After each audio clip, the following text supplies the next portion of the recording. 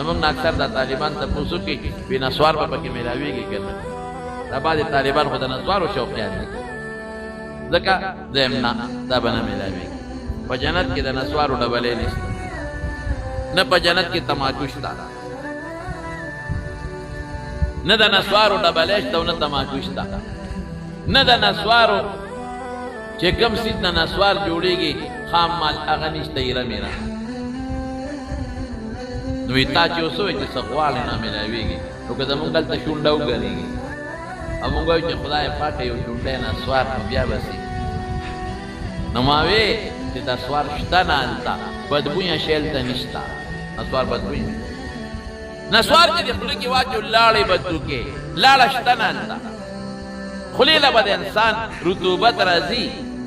لاړې نه بغیر خو خوله لیکن ابه دومره خشته خوږي چې هغې کې بس خاوالې ني ابه بار نه روځي ابه واپس تېرېږي به خوند به سړي له ورکوي نو مې چې تاله بالفرض نسوار خو نشته او بالفرض میلو شي دلته نو لاړو له به چارسدي ته راکوزېږي او که پېښور ته به کوزېږي نه به د چارسدی او نه به د پېښور لاړې به کم دی کې نشته لا د پوزې قڼې پکې نشته نه د سړو نه د ښځو دا څښاک خولې نشته خوله به ځي خوشبویي به کوي او دسمات یې نشته چې سړی پکې متیازې وکړي او دسمات یې نشته نه لوی او دسمات شته نه ورکوټې او دسمات شته چې خوراک وخورې ګرمې به وکړي هضم به شي خولې به د انسان نه وځي په دې به هضم شي په دنیا کې هم داسې څیزونه الله پیدا کړي دي چې د هغې او دسمات یې نشته داسې والا خدای اعظم راولي داسې حیوانات شته په دنیا کې خوشحاله زندگی به د انسان نه غم شته په دنیا کې په جنت کې نه بیماری شته نه تکلیف شته نه جړا شته اس تکلیف اس بیماری نشته نه ډاکټر شته او نه میډیکل سنټر شته د دې څیزونو ضرورت پکې نشته خوشحالي ده بس ځواني هم نه زړېږي هر سړی به د دنیا د 33 کالو د عمر په اندازه وي داسې وخت کې به چې امرت به ویښته ایله دا بنده چې نوې ځلبي شي او په دې مخ یې داسې ویښته لاني راغلی معمولي شان داسې دا خط یې راښکاره شي دا نري ویښته او لا خط نی راغلی په داسې اندازه به یې ارساله د ښځو او د سړو به لږ فرق وي د ښځې مخ به مکمل پاکي او د سړو مخ به داسې معمولي غوندې چې پته یې لګي چې دا سړی دی وجود به خشتۍ ښکلې لوږه نشته په جنت کې تنده په جنت کې نشته نو بیا به خوراک او څښاک خلک څه دپاره کوي د خوند دپاره بعضې وخت کې سړی خموړي ښه ډوډۍ وخوري او بیا ورته فروټ کېري وي دا وخوره هلکه ما خو ډوډۍ ډېره وخوړه نه دا هم پکې خیر دی وخوره دا الوام ورپسې وخوره نو دې اوږې نه دي موړي خو د خوند دپاره د جنت جامې به خیرنېږي نه زړېږي به نه لیکن خلق به بدلی د خوند دپاره لکه بعضې ناوو ښځو ته نه ګورې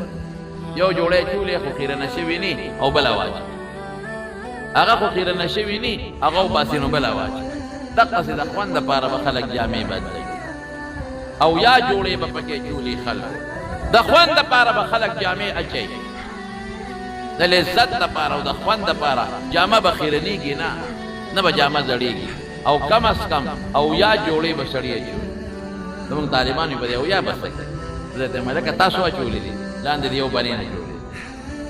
بنین د پاسه یې کمیس اچولې کمیس د پاسه دی واسکټ اچولې څوک لا دوه واسکټې مې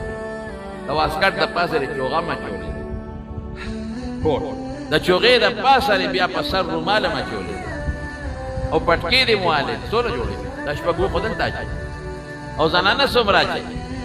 دا به د خوند دپاره مختلف قسمه جوړې به خشته او جوړې به کم ځای دردي نشته د انارو د بوټو شان بوټي به امام قرطبي لیکلي دي په تذکره کې د انارو د بوټي شان بوټي به ابا خاص د جامو دپاره ته به د انار روشو کې په میانځ به مات کې چې مات کې خشته جوړه به تېره وي داسې جوړه به چې د انار په پوستکي کې راځي دومره نری باریکه به نو بوج په سړي نه راځي اب راوالې وا بچې اشته جوړه مزېدار او سړي به هم ګوره هلته بنګړي اچوي دلته خدي بنگلي اچي الته بسړي بنگلي اچي نو زمون طالبان وي سړي بسنګ بنگلي اچي بدی بنخ کاری نه ولې دا غړای چې مونږه جوړې بنگلي نه خلق وسره بلد دي نو بدی نه دا غړای میو بنگلي دلته خو ځکه بنگلي بدی ښکاری چې رواج یې نشته د خزو بنگلي دي د خزو په جدا بنگلي وې سړو جدا لکه د خزو جدا کړي د سړو جدا کړي د خزو غړای کې سړی چې نو بیا بدی ښکاری او د سړو غړای چې خزا چې نو بدی ښکاری نو د سړو په جدا بنگلي او د خزو په جدا بنگلي سره دلته سړو لمنه دي الته به استعمالي د ریخمو جامې دلته منه دي الته به درې قسم ریخم وي خلک باغ جامې اچي او بیبیانې به خدای درکړي کم از کم دوه یا ښځه دا به خدای درکوي او طاقت دا یو جنتي د دنیا د سلو ځوانانو دی بیماری هلته نشته تکلیف هلته نشته ښځې به دله خدای درکړي حورې ابه څنګه وحور عین غټ سترګې به دا تور د سترګو به ښه تورې سپین به ښه سپین کأنهن الیاقوت والمرجان دا سبی لکه یاقوت و مرجان په شان غمی